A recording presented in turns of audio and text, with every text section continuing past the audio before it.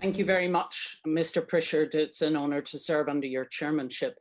Firstly, I would like to extend my sympathy to Fiona's family and friends who were moved by her loss to set up this petition in her name. I've seen firsthand the impact of cervical cancer, as one of my friends lost her beautiful and vibrant daughter at the age of just 28 to this horrible disease.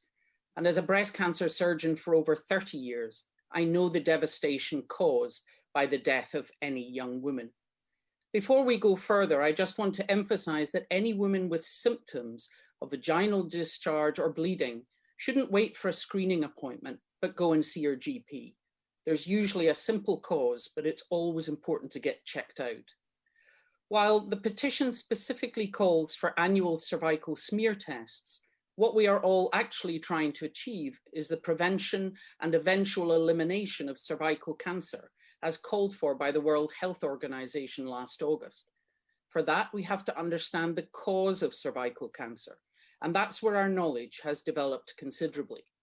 We know that 99.7% of cervical cancers are caused by high-risk strains of human papillomavirus, or HPV, and therefore that is the target of our efforts. This is through a two-pronged strategy, providing protection to the younger generation through vaccination against HPV and using more sensitive PCR testing to detect HPV on cervical smear samples to identify those at increased risk. The HPV vaccine was introduced for young teenage girls in 2008 and initially included those up to 18 years, so they would be vaccinated before leaving school. Research from the Scottish Cervical Screening Programme in 2017 reported a reduction in the presence of HPV in the smears of vaccinated women from 30% to 4.5%, and by 2019 demonstrated an 89% fall in grade 3 cervical intraepithelial neoplasia, the cell changes which can evolve into cervical cancer if left untreated. This dramatic reduction in CIN3 among the first cohort of vaccinated girls gives great hope that we'll see a fall in cervical cancer in this age group in the coming years. The vaccine is now also provided to boys, both to protect them from other HPV-related cancers and to provide additional protection to women by reducing how many men are carrying HPV in the first place. It is vaccination against HPV that really offers the chance to eliminate this terrible disease by the end of the decade. But to achieve that, we need to vaccinate 90% of all teenagers, and our uptake rates have drifted below this level over the last 5 years. Some of this is likely to be due to fears that the vaccine was associated with health issues, such as chronic fatigue or regional pain syndromes. However, a review by the European Medicines Agency found these conditions were very common among teenagers generally, and there was no increase among those who'd been vaccinated. To reduce the risk of cervical cancer, we need to get rid of the stigma of HPV and ensure all women and young people understand its importance in the development of cancer. It's a very common virus, which in the vast majority of cases causes no harm and is cleared by the body's own defenses. But some strains pose a higher risk of causing malignant change. After vaccination, the other critical approach to preventing cervical cancer is, of course, screening itself. But here too, the focus is now on detecting HPV as the driver of cervical changes that can eventually lead to cancer. Classical cytology, which looks for abnormal cells within cervical smears, doesn't pick up every case, while PCR, which we've heard so much about during the pandemic, is more sensitive in detecting HPV and identifying the women who are at higher risk. The UK National Screening Committee has therefore recommended changing to a two-step testing procedure, with the cervical sample tested for HPV first, and then cytology performed on those samples which contain virus. Currently, this is carried out on one sample, which is collected in the traditional way by a clinician having to visualize the cervix directly. If the sample contains HPV, cytology is carried out on the cervical cells. And if any changes are found, the patient is referred to a gynecologist for colposcopy, where the cervix is examined and biopsied to assess the grade of cell changes. If a woman is HPV positive but has no cell changes and therefore would never have been highlighted from the old system, she will undergo repeat screening the following year.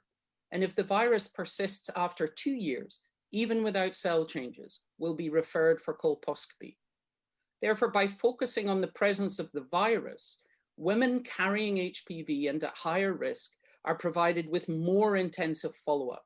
And it is the UK Screening Committee which has recommended that women who are HPV negative and therefore at very low risk are offered routine repeat screening every 5 years from the age of 25 to 65. This system has been fully rolled out in Scotland since March of last year, but I would highlight the same approach is planned across all 4 UK nations once the PCR testing and data systems are in place.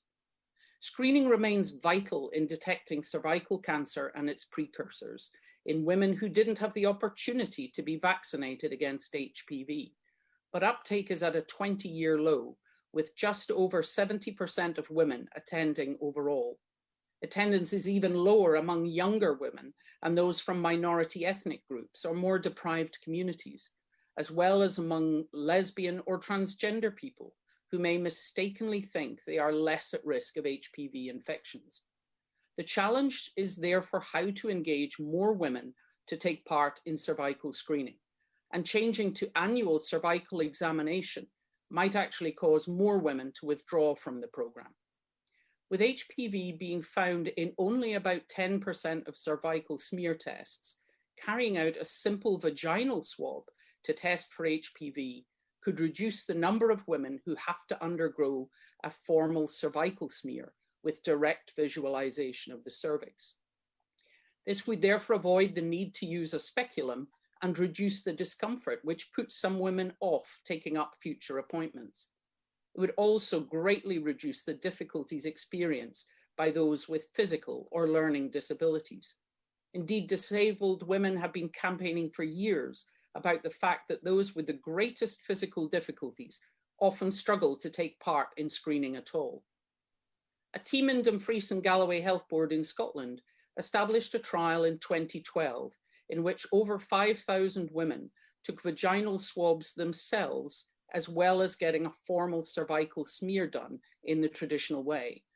This demonstrated both the accuracy and acceptability of this approach, and they're working with the Scottish Government to consider making this part of our routine screening programme. However, the UK National Screening Committee is still evaluating this approach, but research by Joe's Trust suggests this simpler method of sampling could get more women to engage, take up HPV testing as the first step of screening. This is particularly important among groups which currently have a much higher risk of cancer, but a lower engagement with the screening programme. NHS England has now begun a trial of offering self-administered HPV swabs to 31,000 women in parts of London who have failed to attend their routine appointments. My one gripe with this excellent project was that the publicity in social media around its launch described them as self-administered smear tests, instead of explaining they were simple vaginal swabs, which a woman should easily be able to carry out at home. This caused a lot of consternation among women who wondered how on earth they were meant to ensure that they visualized or took a sample from their own cervix, and it could put some off trying to take the sample in the first place. And describing them as smear tests could also lead someone who's HPV positive to fail to attend their GP for formal assessment if they're under the mistaken impression they've already had a cervical smear. The NHS project in London is designed to engage those who've not taken up the routine invitations.